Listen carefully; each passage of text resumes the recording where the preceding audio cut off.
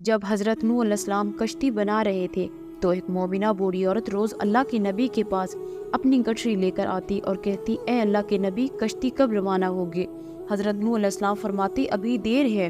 وہ عورت شام تک بیٹھی رہتی اور پھر اٹھ کر چلی جاتی۔ ایک دن حضرت نوح علیہ السلام نے فرمایا، اے عورت، تم روز اس طرح نہ آیا کرو، جب جانا ہوا تو تمہیں بتا دیا جائے گا۔ یہ عورت تسلی کر کے وہاں سے واپس چلی گئی اور انتظار کرنے لگی کہ کب حضرت نوح علیہ السلام بلائیں گے۔ اس دوران عذاب آ گیا اور کشتی روانہ ہو گئی، لیکن حضرت نوح علیہ السلام نے اس عورت کو نہ بلایا۔ ظاہری طور پر حضرت نوح علیہ السلام کو اس عورت کو بلانا بھلا دیا گیا۔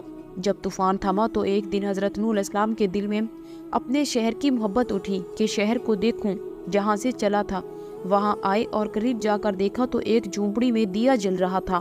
حضرت نوح علیہ السلام یہ دیکھ کر چونک گئے کہ روئے زمین پر کوئی ایسا بھی گھر ہے کہ اتنے عظیم طوفان کے بعد بھی جس میں چراغ جل رہا ہے۔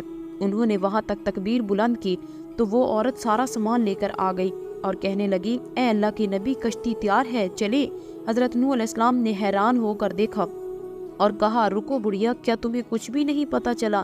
وہ کہنے لگی، یا نبی اللہ، کیا نہیں پتا چلا؟ آپ علیہ السلام نے فرمایا، اتنا بڑا سیلاب آیا، بارش آئی، تمہیں کچھ بھی پتہ نہیں چلا؟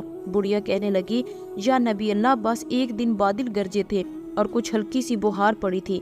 حضرت نوح علیہ السلام حیران ہو کر آسمان کی طرف دیکھنے لگے اور فرمایا، اے اللہ، یہ کیا ماجرا ہے؟